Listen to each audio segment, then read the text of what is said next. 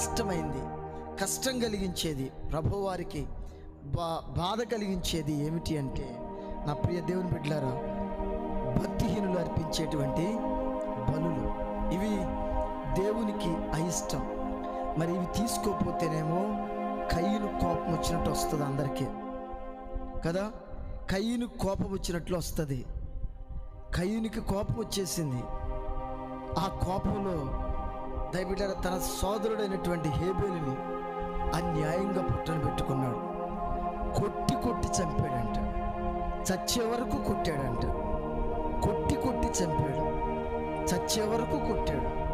చాలా భయంకరమైనటువంటి కోపం. ప్రియ దేవుని బిడ్డలారా, కారణం ఏమిటి అని అంటే, తను అర్పించిన అర్పణ దేవుని చేత అంగీకరించబడలేదు.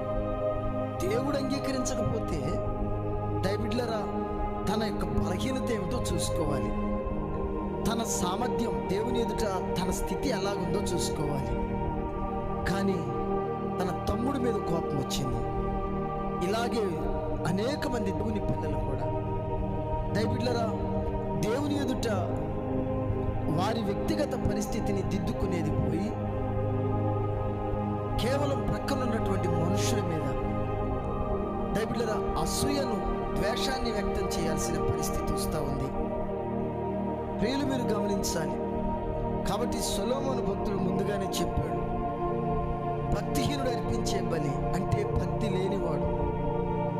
లేకపోతే రక్తం ఉంటుంది, కానీ ఆ రక్తం సాలినంత లేకపోతే వాడిని రక్తహీనత అంటారు, ఎనేమియా.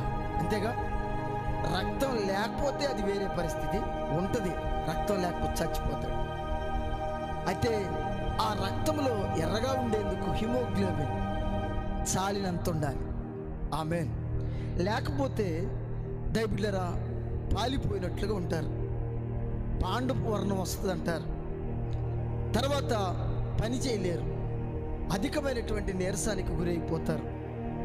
కాబట్టి ఆ హిమోగ్లోబిన్ ఎంత అవసరమో, రక్తహీనత, ఎనేమియా.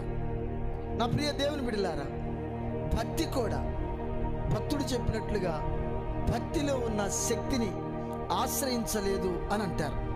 కాబట్టి భక్తిలో శక్తిని ఆశ్రయించలేని భక్తి భక్తిహీనతే. శక్తిని ఆశ్రయించలేని, శక్తి లేకుండా చేసేటువంటి భక్తి కానే కా.